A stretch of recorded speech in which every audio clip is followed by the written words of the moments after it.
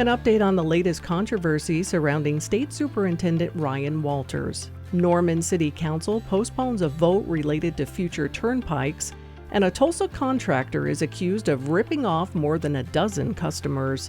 This is the KGOU PM News Brief for Wednesday, August 14th. I'm Deborah Shar. 3 Republican lawmakers are calling out State Superintendent Ryan Walters' leadership. State Impact's Beth Wallace reports the representatives are coming to the defense of Bixby Public Schools superintendent after Walters made disparaging remarks last month. Bixby Public Schools Superintendent Rob Miller posted on his social media last month that crucial federal funding allocations had been delayed by the State Department of Education. After last month's State Board of Education meeting, Walters called Miller a liar and a clown and said the district was having financial troubles. In a statement Monday, Republican Representatives Josh West, Ty Burns, and Chris Banning said they, quote, couldn't sit back any longer and their patience was wearing thin. Walters responded in a statement saying, without evidence, quote, liberal Republicans have joined the far-left Democrats to try to thwart the will of Oklahoma voters.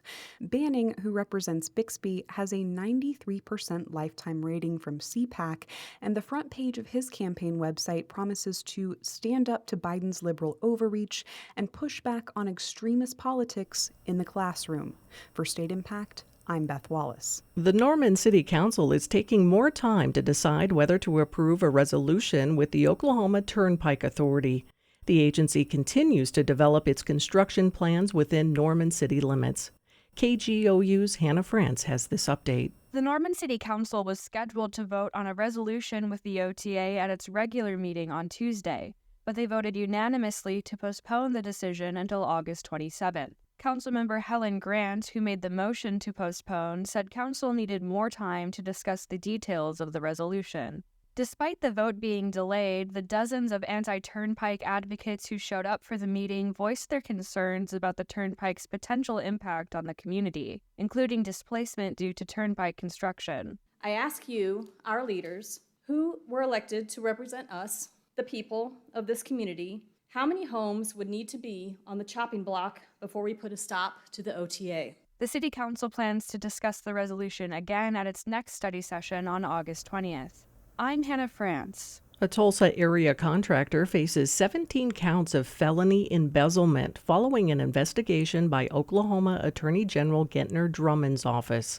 Oklahoma Public Media Exchange's Sierra Pfeiffer reports he is accused of taking more than $1.2 million from customers. Todd Douglas Briggs operated T. Briggs Construction and Oasis Pools and Outdoor Living. In July of last year, Briggs informed 17 customers he was filing for bankruptcy, days after receiving substantial payments from several of them. Many allege they were left with unfinished home and pool projects and had liens placed against their homes by unpaid subcontractors.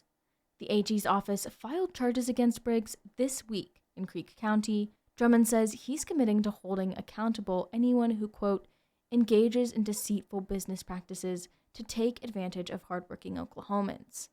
In Oklahoma City, I'm Sierra Pfeiffer. Tulsa's Laureate Brain Institute is seeking post-9/11 veterans for a study to improve brain function after a traumatic brain injury.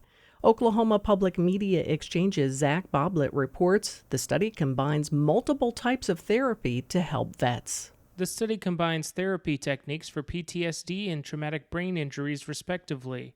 A group receiving regular cognitive processing therapy will be compared to another group getting SMART CPT.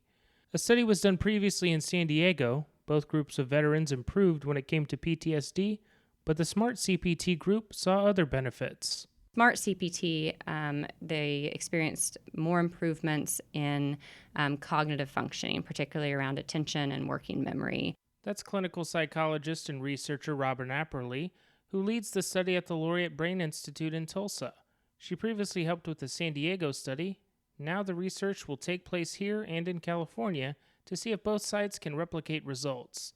In Tulsa, I'm Zach Boblet. You can find more Oklahoma news on our website, kgou.org, and on the KGOU AM News Brief podcast. I'm Deborah Shar. New from the Embedded podcast. Female athletes have always needed grit and talent. But for decades, they've also needed a certificate. There was chit-chat about, is that really a woman? And even now, they're still being checked and questioned. Their story is the newest series from CBC and NPR's Embedded. It's called Tested. Listen wherever you get your podcasts.